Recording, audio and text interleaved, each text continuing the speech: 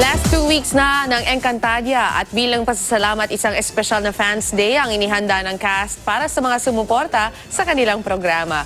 Bittersweet naman para sa cast ang pagtatapos ng Telefantasia dahil sa friendship na nabuo nila. Panoorin natin ito. Hiyawan at mainit na suporta mula sa fans ang sumalubong sa buong cast ng Encantadia kahapon sa Thanksgiving event na ginanap sa isang amusement park sa Laguna.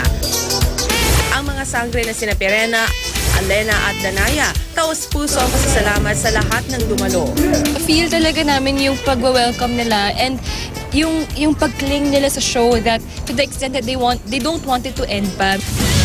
Isang taon ding nagsama-sama ang mga cast member nito. Kaya naman sa nalalapit na pagtatapos ng Encantadia, naikwento nila ang mga hindi nila malilimutan sa sikat na Telefantasia. Sina Glyza De Castro, Gabby Garcia at Sanya Lopez, tunay na magkapatid na ang naging turingan sa isa't isa. Yung samahan namin, of course yung characters namin, kung ano yung naitulong na growth, yung growth namin as an actor with the help of our characters. Dito nagsimula lahat eh. Kumbaga parang dito ko kayo nakilala, parang dito na ako nag-matured. At isa pa sa kanilang na-miss ay si Sangre Amihan at soon-to-be mom na si Kylie Padilla.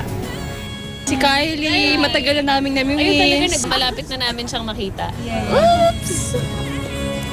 Isa sa mga unforgettable para kay Akil na ginagampanan ni Rocco Nacino ay ang kanilang mga ginagawang fight scene.